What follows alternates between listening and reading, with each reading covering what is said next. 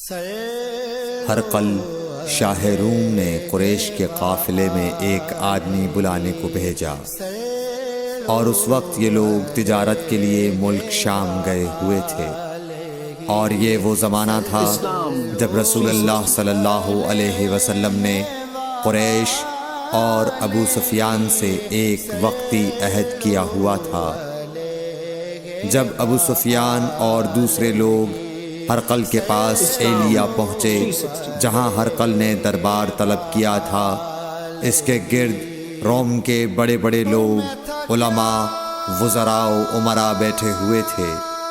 ہرقل نے ان کو اور اپنے ترجمان کو بلوایا، پھر ان سے پوچھا کہ تم میں سے کون شخص مدعی رسالت کا زیادہ قریبی عزیز ہے؟ ابو سفیان کہتے ہیں کہ میں بول اٹھا کہ میں اس کا سب سے زیادہ قریبی رشتہ دار ہوں۔ یہ سن کر ہرقل نے حکم دیا کہ اس ابو سفیان کو میرے قریب لا کر بٹھاؤ اور اس کے ساتھیوں کو اس کی پیٹھ کے پیچھے بٹھا دو۔ پھر اپنے ترجمان سے کہا کہ ان لوگوں سے کہہ دو کہ میں ابو سفیان سے اس شخص یعنی محمد صلی اللہ علیہ وسلم کے حالات پوچھتا ہوں، اگر یہ مجھ سے کسی بات میں جھوٹ بول دے تو تم اس کا جھوٹ ظاہر کر دینا۔ ابو سفیان کا قول ہے کہ خدا کی قسم اگر مجھے یہ غیرت نہ آتی کہ یہ لوگ مجھ کو جھٹلائیں گے تو میں آپ صلی اللہ علیہ وسلم کی نسبت ضرور غلط گوئی سے کام لیتا۔ خیر، پہلی بات جو ہرقل نے مجھ سے پوچھی وہ یہ کہ اس شخص کا خاندان تم لوگوں میں کیسا ہے؟ میں نے کہا وہ تو بڑے اونچے عالی نسب والے ہیں۔ کہنے لگا اس سے پہلے بھی کسی نے تم لوگوں میں ایسی بات کہی تھی؟ میں نے کہا نہیں۔ کہنے لگا اچھا اس کے بڑوں میں کوئی بادشاہ ہوا ہے؟ میں نے کہا نہیں۔ پھر اس نے کہا بڑے لوگوں نے اس کی پیروی اختیار کی ہے یا کمزوروں نے؟ میں نے کہا نہیں، کمزوروں نے۔ پھر کہنے لگا اس کے تابعدار روز بڑھتے جاتے ہیں یا کوئی ساتھی پھر بھی جاتا ہے؟ میں نے کہا نہیں۔ کہنے لگا کیا اپنے اس دعوی نبوت سے پہلے کبھی کسی بھی موقع پر اس نے جھوٹ بولا ہے؟ میں نے کہا نہیں، اور اب ہماری اس سے صلح کی ایک مقررہ مدت ٹھہری ہوئی ہے، معلوم نہیں وہ اس میں کیا کرنے والا ہے۔ ابو سفیان کہتے ہیں میں اس بات کے سوا اور کوئی جھوٹ اس گفتگو میں شامل نہ کر سکا۔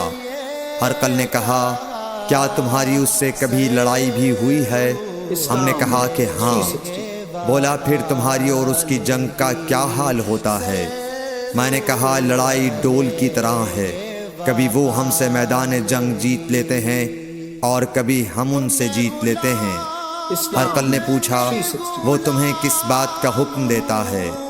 میں نے کہا وہ کہتا ہے کہ صرف ایک اللہ ہی کی عبادت کرو، اس کا کسی کو شریک نہ بناؤ، اور اپنے باپ دادا کی شرک کی باتیں چھوڑ دو، اور ہمیں نماز پڑھنے، سچ بولنے، پرہیزگاری اور صلہ رحمی کا حکم دیتا ہے۔ یہ سب سن کر پھر ہرقل نے اپنے ترجمان سے کہا کہ ابو سفیان سے کہہ دے کہ میں نے تم سے اس کا نسب پوچھا تو تم نے کہا کہ وہ ہم سے عالی نسب ہے، اور پیغمبر اپنی قوم میں عالی نسب ہی بھیجے جایا کرتے ہیں۔ میں نے تم سے پوچھا کہ دعوی نبوت کی یہ بات تمہارے اندر اس سے پہلے کسی اور نے بھی کہی تھی؟ تو تم نے جواب دیا کہ نہیں۔ تب میں نے اپنے دل میں کہا کہ اگر یہ بات اس سے پہلے کسی اور نے کہی ہوتی تو میں سمجھتا کہ اس شخص نے بھی اسی بات کی تقلید کی ہے جو پہلے کہی جا چکی ہے۔ میں نے تم سے پوچھا کہ اس کے بڑوں میں کوئی بادشاہ بھی گزرا ہے؟ تو تم نے کہا کہ نہیں۔ تو میں نے دل میں کہا کہ ان کے بزرگوں میں سے کوئی بادشاہ ہوا ہوگا تو کہہ دوں گا کہ وہ شخص اس بہانے اپنے آباء و اجداد کی بادشاہت اور ان کا ملک دوبارہ حاصل کرنا چاہتا ہے۔ اور میں نے تم سے پوچھا کہ اس بات کے کہنے یعنی پیغمبری کا دعویٰ کرنے سے پہلے تم نے کبھی اس کو دروغ گوئی کا الزام لگایا ہے؟ تم نے کہا کہ نہیں۔ تو میں نے سمجھ لیا کہ جو شخص آدمیوں کے ساتھ دروغ گوئی سے بچے وہ اللہ کے بارے میں کیسے جھوٹی بات کہہ سکتا ہے؟ اور میں نے تم سے پوچھا کہ بڑے لوگ اس کے پیرو ہوتے ہیں یا کمزور آدمی؟ تم نے کہا کمزوروں نے اس کی اتباع کی ہے۔ تو دراصل یہی لوگ پیغمبروں کے متبعین ہوتے ہیں۔ اور میں نے تم سے پوچھا کہ اس کے ساتھی بڑھ رہے ہیں یا کم ہو رہے ہیں؟ تم نے کہا کہ وہ بڑھ رہے ہیں، اور ایمان کی کیفیت یہی ہوتی ہے حتیٰ کہ وہ کامل ہو جاتا ہے۔ اور میں نے تم سے پوچھا کہ آیا کوئی شخص اس کے دین سے ناخوش ہو کر مرتد بھی ہو جاتا ہے؟ تم نے کہا نہیں۔ تو ایمان کی خاصیت بھی یہی ہے، جن کے دلوں میں اس کی مسرت رچ بس جائے وہ اس سے لوٹا نہیں کرتے۔ اور میں نے تم سے پوچھا کہ آیا وہ کبھی عہد شکنی کرتے ہیں؟ تم نے کہا نہیں۔ پیغمبروں کا یہی حال ہوتا ہے، وہ عہد کی خلاف ورزی نہیں کرتے۔ اور میں نے تم سے کہا کہ وہ تم سے کس چیز کے لیے کہتے ہیں؟ تم نے کہا کہ وہ ہمیں حکم دیتے ہیں کہ اللہ کی عبادت کرو، اس کے ساتھ کسی کو شریک نہ ٹھہراؤ، اور تمہیں بتوں کی پرستش سے روکتے ہیں، سچ بولنے اور پرہیزگاری کا حکم دیتے ہیں۔ لہٰذا اگر یہ باتیں جو تم کہہ رہے ہو سچ ہیں تو ان قریب وہ اس جگہ کا مالک ہو جائے گا کہ جہاں میرے یہ دونوں پاؤں ہیں۔ مجھے معلوم تھا کہ وہ پیغمبر آنے والا ہے، مگر مجھے یہ معلوم نہیں تھا کہ وہ تمہارے اندر ہوگا۔ اگر میں جانتا کہ اس تک پہنچ سکوں گا تو اس سے ملنے کے لیے ہر تکلیف گوارا کرتا۔ اگر میں اس کے پاس ہوتا تو اس کے پاؤں دھوتا۔ ہرقل نے رسول اللہ صلی اللہ علیہ وسلم کا وہ خط منگایا جو آپ نے وحیہ کلبی رضی اللہ تعالیٰ عنہ کے ذریعے حاکم بصرہ کے پاس بھیجا تھا، اور اس نے وہ ہرقل کے پاس بھیج دیا تھا۔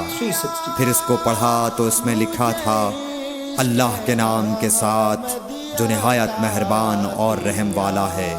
اللہ کے بندے اور اس کے پیغمبر محمد صلی اللہ علیہ وسلم کی طرف سے یہ خط ہے شاہ روم کے لیے۔ اس شخص پر سلام ہو جو ہدایت کی پیروی کرے۔ اس کے بعد میں آپ کے سامنے دعوت اسلام پیش کرتا ہوں۔ اگر آپ اسلام لے آئیں گے تو دین و دنیا میں سلامتی نصیب ہوگی، اللہ آپ کو دوہرا ثواب دے گا۔ اور اگر آپ میری دعوت سے روگردانی کریں گے تو آپ کی رعایا کا گناہ بھی آپ ہی پر ہوگا۔ اور اے اہل کتاب، ایک ایسی بات پر آ جاؤ جو ہمارے اور تمہارے درمیان یکساں ہے، وہ یہ کہ ہم اللہ کے سوا کسی کی عبادت نہ کریں اور کسی کو اس کا شریک نہ ٹھہرائیں، اور نہ ہم میں سے کوئی کسی کو خدا کے سوا اپنا رب بنائے۔ پھر اگر وہ اہل کتاب اس کتاب سے منہ پھیر لیں تو مسلمانوں، تم ان سے کہہ دو کہ تم مانو یا نہ مانو، ہم ایک خدا کے اطاعت گزار ہیں۔ ابو سفیان کہتے ہیں، جب ہرقل نے جو کچھ کہنا تھا کہہ دیا اور خط پڑھ کر فارغ ہوا تو اس کے ارد گرد بہت شور و غوغا ہوا، بہت سی آوازیں اٹھیں اور ہمیں باہر نکال دیا گیا۔ تب میں نے اپنے ساتھیوں سے کہا کہ ابو کبشہ کے بیٹے حضرت صلی اللہ علیہ وسلم کا معاملہ تو بہت بڑھ گیا۔ دیکھو تو اس سے بنی اصفر روم کا بادشاہ بھی ڈرتا ہے۔ مجھے اس وقت سے اس بات کا یقین ہو گیا کہ حضور صلی اللہ علیہ وسلم ان قریب غالب ہو کر رہیں گے، حتیٰ کہ اللہ نے مجھے مسلمان کر دیا۔ راوی کا بیان ہے کہ ابن ناطور ایلیا کا حاکم ہرقل کا مصاحب اور شام کے نصارہ کا لاٹ پادری بیان کرتا تھا کہ ہرقل جب ایلیا آیا ایک دن صبح کو پریشان اٹھا تو اس کے درباریوں نے دریافت کیا کہ آج ہم آپ کی حالت بدلی ہوئی پاتے ہیں، کیا وجہ ہے؟ ابن ناطور کا بیان ہے کہ ہرقل نجومی تھا، علم نجوم میں وہ پوری مہارت رکھتا تھا۔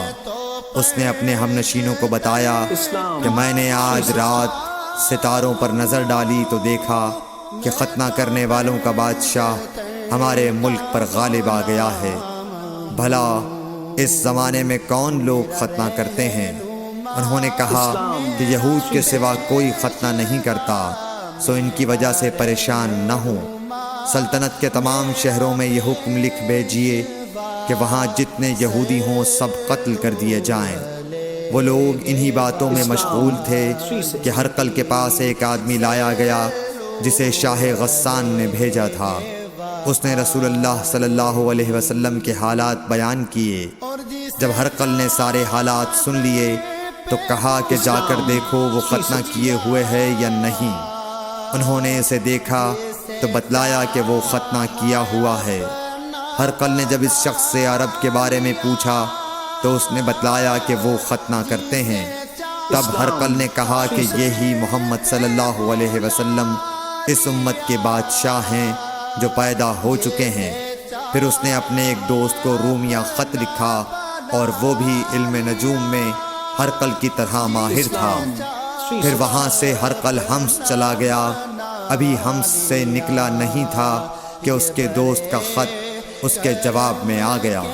اس کی رائے بھی حضور صلی اللہ علیہ وسلم کے ظہور کے بارے میں ہرقل کے موافق تھی کہ محمد صلی اللہ علیہ وسلم واقعی پیغمبر ہیں۔ اس کے بعد ہرقل نے روم کے بڑے آدمیوں کو اپنے حمص کے محل میں طلب کیا اور اس کے حکم سے محل کے دروازے بند کر لیے گئے۔ پھر وہ اپنے خاص محل سے باہر آیا اور کہا، اے روم والو، کیا ہدایت اور کامیابی میں کچھ حصہ تمہارے لیے بھی ہے؟ اگر تم اپنی سلطنت کی بقا چاہتے ہو تو پھر اس نبی صلی اللہ علیہ وسلم کی بیعت کر لو اور مسلمان ہو جاؤ۔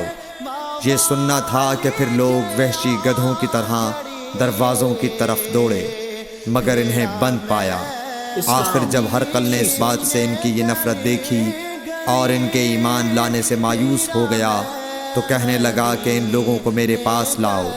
جب وہ دوبارہ آئے تو اس نے کہا، میں نے جو بات کہی تھی اس سے تمہاری دینی پختگی کی آزمائش مقصود تھی، سو وہ میں نے دیکھ لی۔ تب یہ بات سن کر وہ سب کے سب اس کے سامنے سجدے میں گر پڑے اور اس سے خوش ہو گئے۔ بالآخر ہرقل کی آخری حالت یہی رہی۔ صحیح بخاری حدیث نمبر 7۔ قرآن و حدیث کی سب سے بڑی موبائل ایپ